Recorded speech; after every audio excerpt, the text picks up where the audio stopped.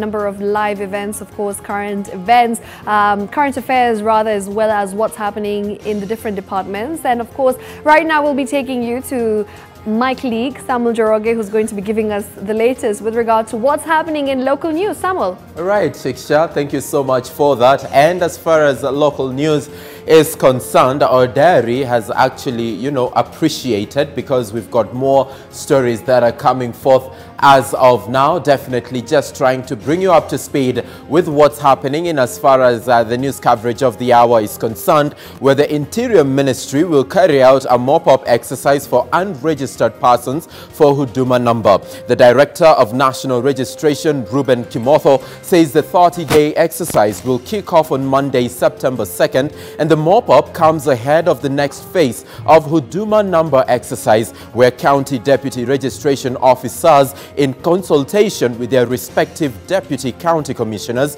are required to come up with programs covering all locations, schools and marketplaces during the period.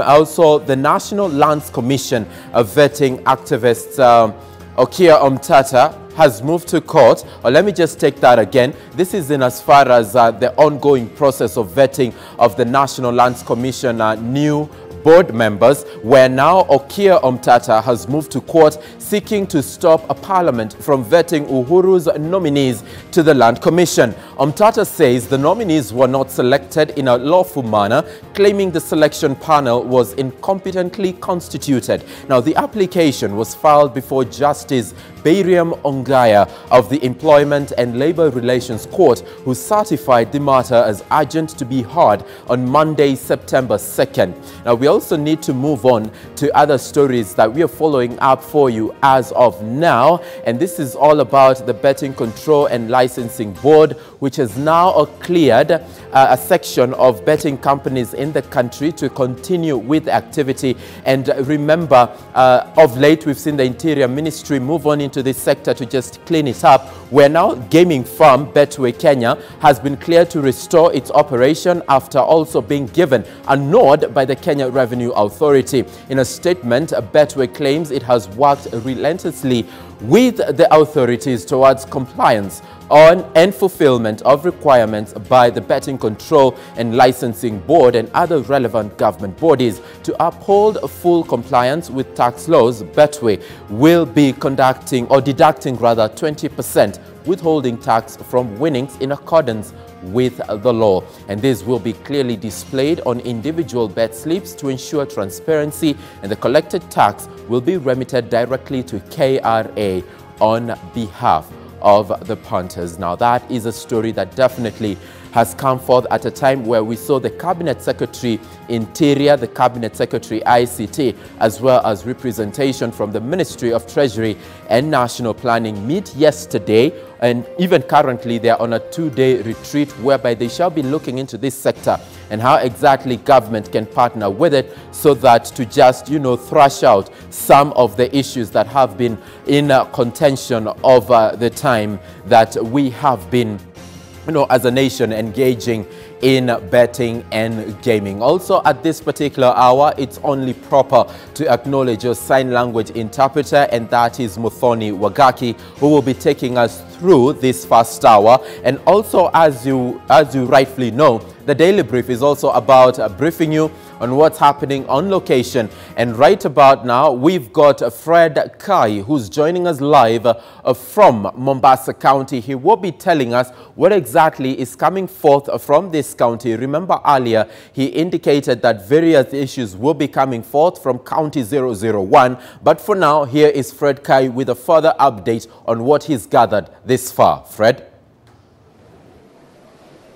Shukran sana Sam, na nakujia moja kwa moja kutoka maeneo haya ya Miritini, ambapo ukiangalia tu ni vijana takriban vijana 245 ambapo wanaweza kwenda kufaidika na mradi huu.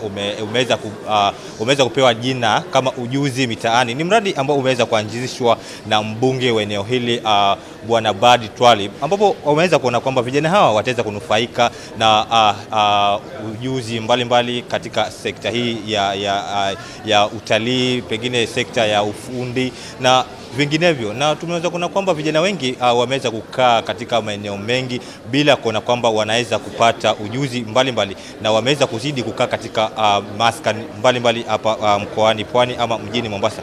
Na tumeweza kuona kwamba vijana wengi basi wakikaa idle huwa pengine wanaweza kupelekea katika kujihusisha na mambo mbalimbali kama vile ulanguzi wa madawa ya kulevya na hali kadhalika. Kwa hivyo basi mbunge huyu ameweza kuonelea kwamba vijana ni lazima waweze kupata elimu, na ndiposa pia waweze kujinufaisha katika maisha yao. Na moja kwa moja tuweze kupata tu vijana wawili waweze kutongelesha ni vipi hisia zao ni zipi kuhusu swala zima hili. Pengine kama kakangu unaweza kujiunga na mimi hapo, tuanze na majina yako, aitwa nani na utuambie tu kuhusu mradi huu.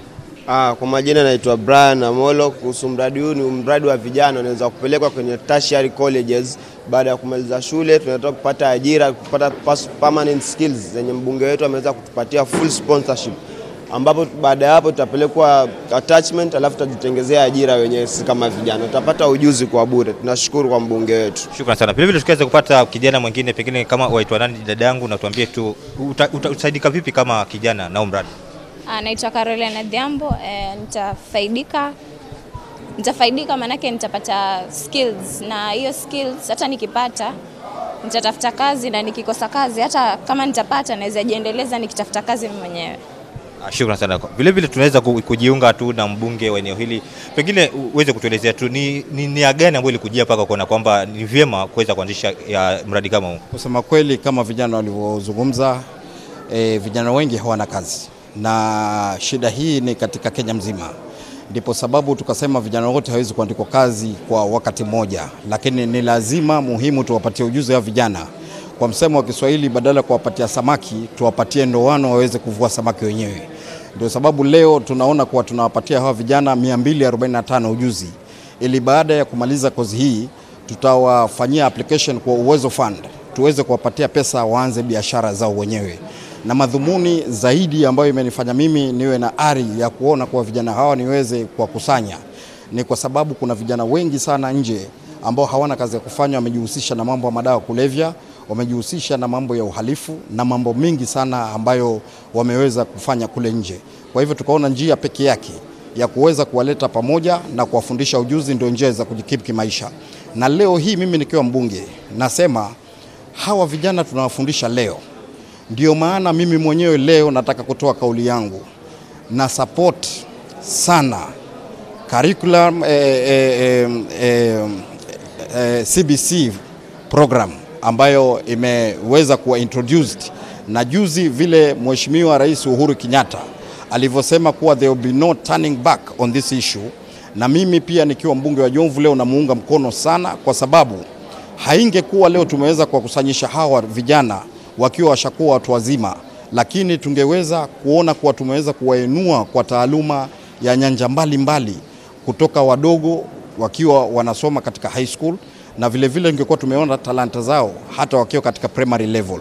Kwa hivyo leo hii tunawafundisha watoto juu ya mambo ya mechanical engineering, tunawafundisha juu ya maneno ya electrical engineering, vile vile tunawafundisha juu ya maneno ya welding, vile vile tuna watoto ambao tutafundisha hapa juu ya mambo ya salon ambao wataweza kujifungulia biashara zao wenyewe na kuangalia wataweza kujisaidia vipi. Mpango huu tumeweza kushirikiana pamoja na NITA, ambao tunaona hawa NITA ni shirika la serikali ambao lina provide industrial courses.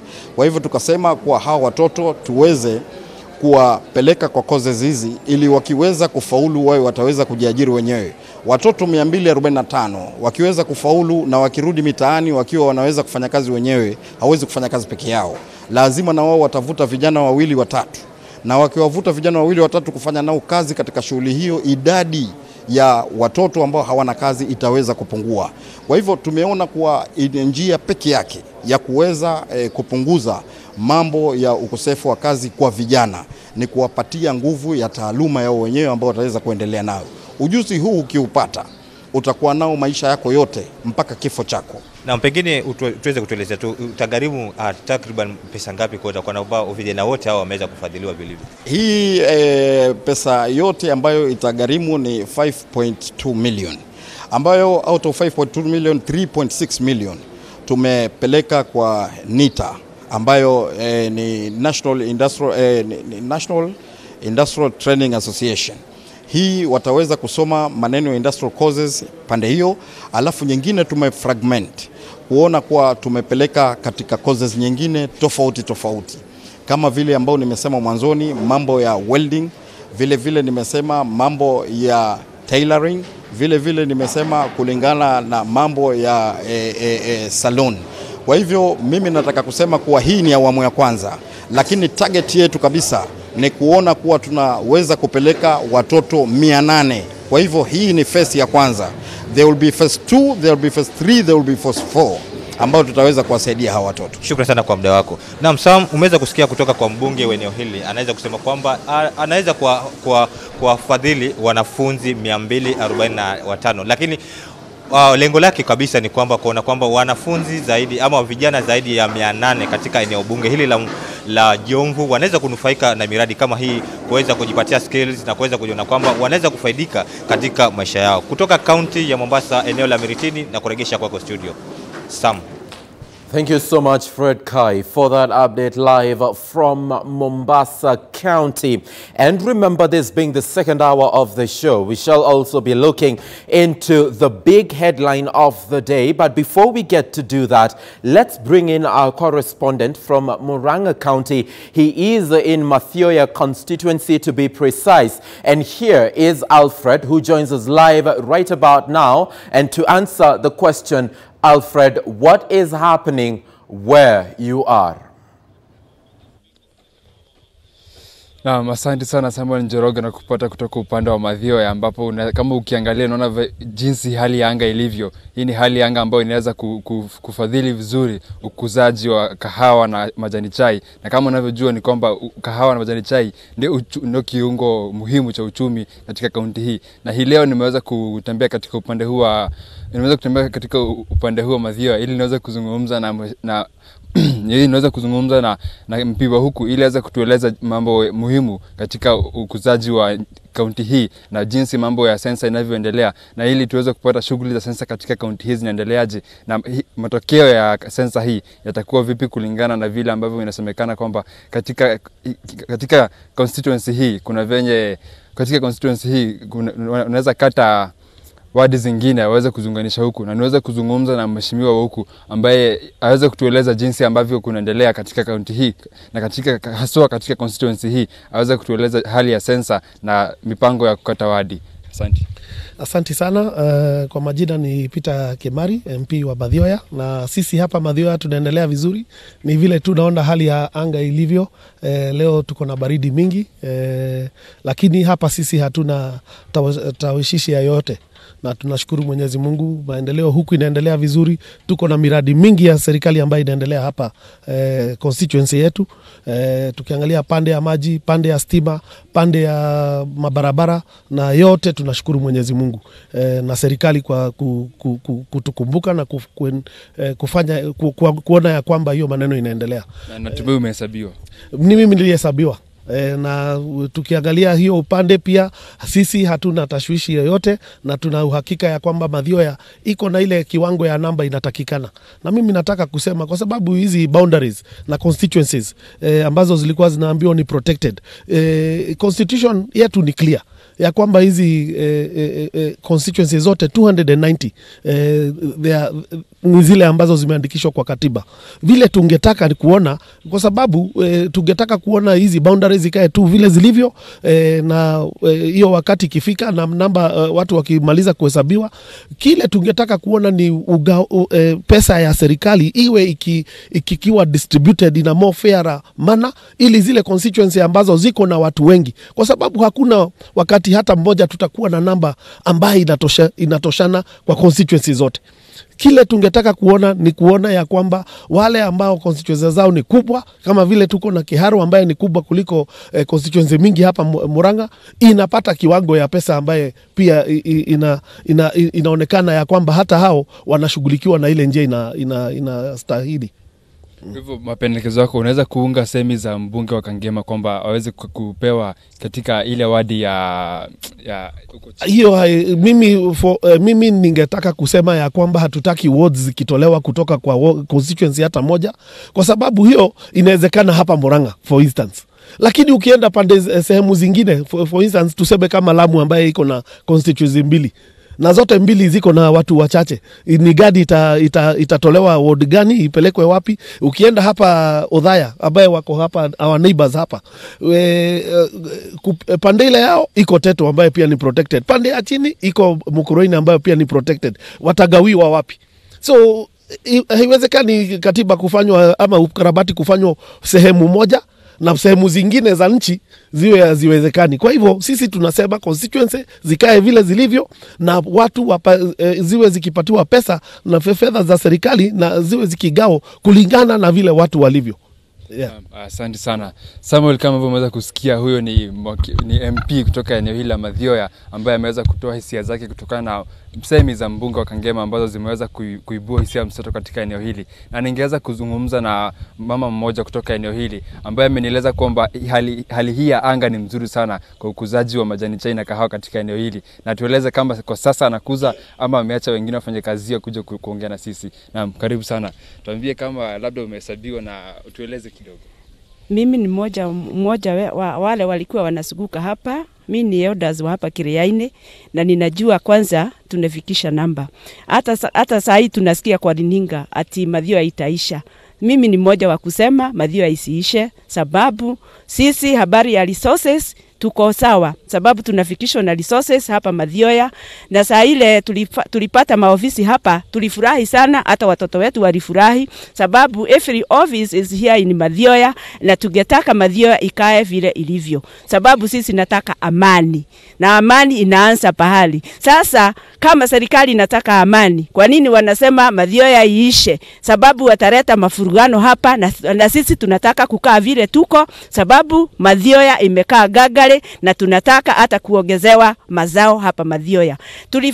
Tulisikia vibaya sana. Saa ile wadi moja ilinyaganywa kutoka Mathioya ikaenda huko. Sasa sijui, sasa tuko wadi 3. Na tutegetaka kurudishiwa hiyo wadi, ndio resources za serikali itufikise sawa. Sasa sisi kama hapa wakaaji wa Mathioya tunataka kusema Mathioya ikae vile ilivyo.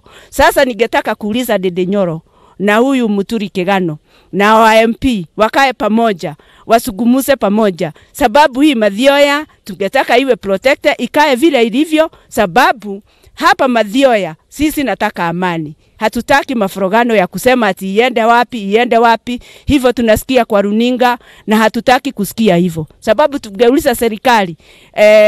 Saa ile wanasema boundaries isiishe, wanasema watu wawe wakifurugana, na hakuna kitu ya kufurugana, sababu sisi tumekaa pamoja na tunataka kuishi pamoja. Kwa hivyo serikali tunauliza Mathioya ikae hivyo ilivyo. Naam, asante Samuel, kama umeweza kusikia, hayo ni baadhi ya maono ya mbunge wa eneo hili na mmoja wa wakazi kutoka eneo hili. Na ili tuweze kuendeleza sehemu hizi, kama unavyoona hali ya anga ilivyo huku, hakuna maneno mingi, na hivyo tu watu wengi wako nyumbani. Kwako Samuel. Thank you so much, Alfred, for that particular update, and kindly keep warm because it's punitively cold where you are, and we need you to actually be warm. And of course, he raises some very pertinent issues there. Remember, the interim Independent Boundaries Review Commission that was chaired by Andrew Ligale did propose that the population quota in the country per each and every electoral area should be around 133,000, and therefore any area of representation that does not meet this particular threshold now risks being scrapped when IEBC conducts the delimitation of boundaries, which will be informed by the results of the ongoing census process, and that is the political reasoning and logic behind politicians going to the grassroots and telling people kindly be counted. However, the big headline of the day as of now are the sentiments that were expressed by governors yesterday through their umbrella body, the Council of Governors. We saw its chair, Wycliffe Oparanya, talk about the threat and the risk of counties grinding to a halt if at all the stalemate around the Division of Revenue Allocation Bill 2019-2020 is not resolved. Now, the Division of Revenue Allocation Bill is the legal instrument that divides revenue between between the national government and the county government. We've seen the National Assembly propose a figure of 316 billion, whilst their counterparts in the Senate are proposing 335 billion. Just this week, we had the 18-member mediation team drawn from the National Assembly and the Senate make sittings, but nothing much came forth, and therefore this matter was taken to the 11th of September, where clearly it is of urgency that a decision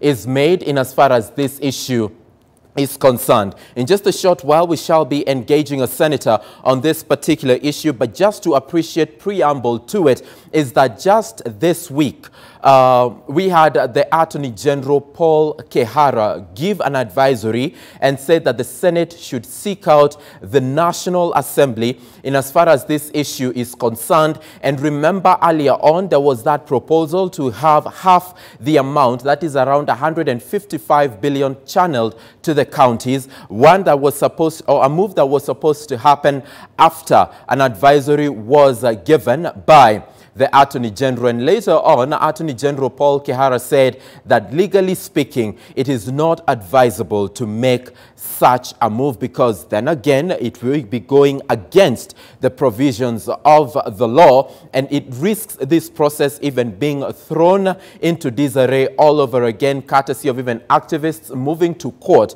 to even stop that kind of a process. Now, the critical question is, which way forward in as far as the Division of Revenue Allocation Bill 2019-2020 is concerned? And number two, is it even an option for governors to give that particular sentiment that counties may grind to a halt come September 16th? Is it a legitimate concern or a political threat? Those are some of the issues that we shall be looking at as and when we get the senator on phone. We are currently trying to reach various senators whom we will be engaging by way on phone in as far as this particular issue is concerned. However, that is not the only coverage that we've got on our dailies this very morning, and kicking us off will be the People Daily. And if you make reference to the top story of the day today, is that drama as defiant Sosion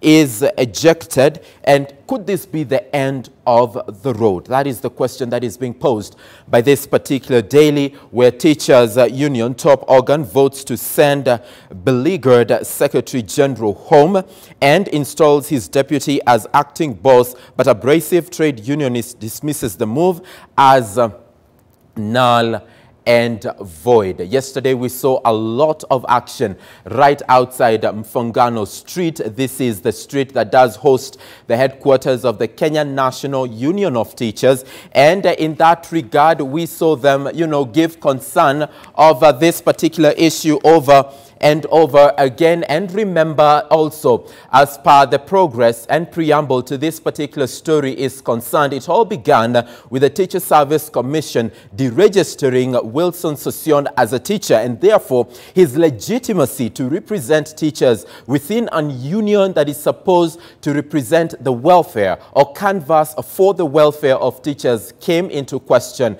But could the writing be so clear on the wall in as far as Wilson Sosion's term at the helm of the Kenya National Union of Teachers is concerned? There are those that argue it's time for him to leave. There are others that say that he is a fighter and he lives to die another day. So make sure you engage us in as far as that issue is concerned. The hashtag is K24 Daily Brief, at K24 TV, at Sam W. Njoroge, and at Shiksha Aurora. We will be in a position to appreciate your feedback in as far as that particular issue is concerned. Over now to the Standard this day. The big story in as far as this particular daily is concerned is that MP's secret card to stop Punguza Mzigo bill, and lawmakers are plotting to exploit a loophole in the Constitution that would see them freeze attempt to reduce their numbers to 147 from 416. That is the story that has been given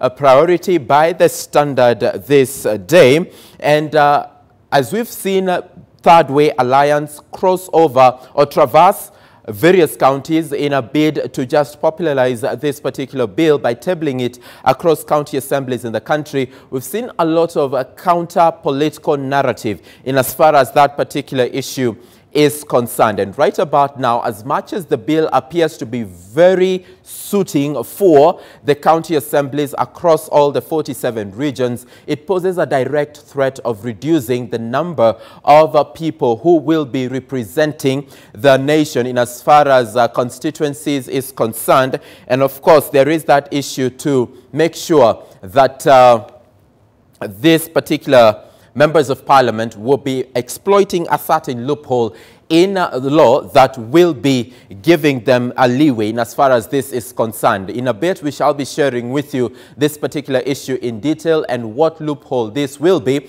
But right now on the wall, we've got the Daily Nation as of today. Dying giant.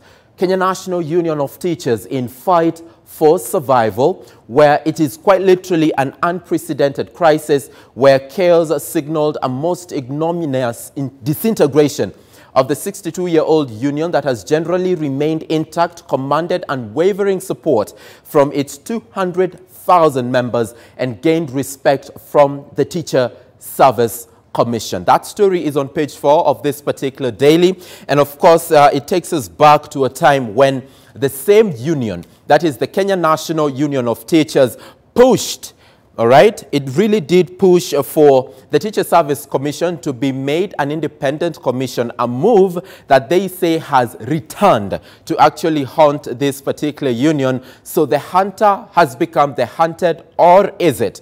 That is the big question, even as you interact with that particular story this day. Right about now, the big headline of the hour, the big headline of the day is the governor's remarks that counties could grind to a halt come the 16th of September, if at all the stalemate around the Division of Revenue Allocation Bill 2019-2020 is not resolved. And right about now, we are joined by way of phone by Senator Ledama Olekina.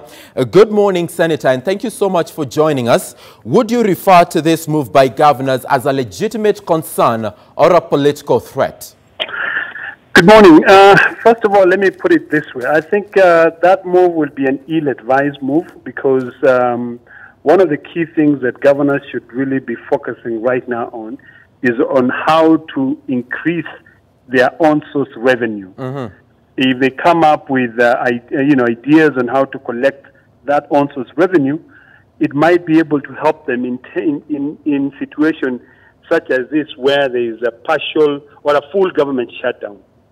One of the other things that, in my view, I feel that we ought to do as legislators right now is to amend the Public Finance Management Act to establish several different, appropriation acts. You know, because right now we only have one appropriation act, which means if there is a stalemate between the national government, the National Assembly and the Senate, then of course there is a total government shutdown. So I think, in my view, I think instead of Governor Paranya and his team, Council of Governors, focusing on or calling upon the suspension of county government, what they should be doing right now is they should be tightening all their corruption loopholes so that they can be able to increase more revenue on source revenue, and then continue with their services. Now, besides that's issue number one. Number two, really, I think it behooves us as legislators to really be independent of the executive, because right now the reason why we have this government shutdown is because the National Assembly is not doing their job as the National Assembly. Actually, what they are doing is that they are an extension of the executive.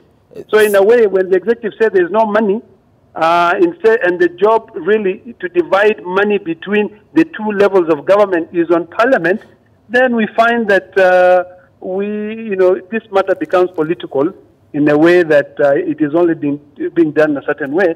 And if we allow that to continue that way, we will end up having to go back into a dictatorial state. Fair enough, Senator. You make reference to the amendments or to the Public Finance Management Act, which is a conversation that we've seen senators, push for. But the Commission on Revenue Allocation, that is CRA, should we make its role go beyond an advisory and actually introduce measures that will make recommendations made by this body more binding? I don't think so. I don't think it is necessary. I think we are a nation that will do well if we rely on constitutional bodies that are funded by taxpayers' money to give us recommendations. Yeah. And, the recommendation that the CRA gave was that we sent 335 billion. We as legislators should now be looking at how do we send this 335 billion and ring-fence it so that services are given to the people. Yeah. Their role for CRA is simply advisory. It is, roles, let them advise us, but we take that advice because, first of all, they are funded by the public. Number two is that they have got the tools and the expertise in trying to look at the economic growth for them to be able to come up and tell us, this is what we suggest that you should send to the counties because the economy is growing. Senator Olekina, just to answer your question, I don't think so. I think the advice given to them is good enough as an advice, and then it's now our role as legislators to make sure that we follow. And if we are to alter, there are only two ways that we can alter this. One, we either decide we use the average inflation rate for 3 years, or we look at the core inflation rate. Right, fair enough, Senator, point made. But last week, we saw the Attorney General advise the Senate to reach out to the National Assembly and record a settlement that will end this particular stalemate once and for all. What's your take in as far as that move is concerned? That's a laughable matter, because if you look at even the advisory given by the Attorney General, it is word for word on what the Senate came up with. So really, and I mean, it will not be sincere of the Attorney General, because the Attorney General is a legal counsel for the government, for the national government. Yeah. So so really, he will be speaking the same thing that the National Assembly is speaking, because the National Assembly, in point black and white, which I like putting it that way, is an extension of the national government. Now, Senator, if push comes to shove and come September 11th, the National Assembly and the Senate, through the mediation committee, are not exactly able to unlock this stalemate, what next? Two things. First of all, we have a whole month for us to be able to agree. Yeah. And I think if these people can think independently and not being pushed by the executive, then we can be able to have a solution. If we're not able to agree within the month, then the National Assembly will have to go back, or we in the Senate, because nothing says that the National Assembly publishes the division of revenue. It is really the word in the Constitution is Parliament, and Parliament is made up of both the National Assembly and the Senate. Right. It will just republish another one. We go through the whole process, and then meanwhile in the process, maybe then we can amend the PFM Act so that we create different appropriation acts that will classify what is mandatory spending to avoid the total government shutdown. I always give examples of other jurisdictions. If you look at the United States government, the appropriation committees have about 12 appropriation acts. So, Senator, it is not new that there is a government shutdown, but it's always a partial government shutdown, because there are those mandatory spending that have got to be spent out. All right, Senator. So you, just very quickly, as far as you're concerned, this is the executive's fault. This is the executive fault. Thank you so much. Thank you. And the National Assembly. Thank you so much, Senator Ledama Olekina, for joining us by way of phone, sharing insight on this particular matter. And that changes the question of the hour too. Do you agree with the plan by governors to stop county operations by September 16th? Do you agree with the plan by governors to stop county operations by September 16th. Hashtag K24 Daily Brief at K24 TV and at Sam W. Njoroge at Shiksha Aurora. Share with us your views and we'll be in a position to sample them in the course of this show. Let's take a break. For now, we return with much more in just a moment.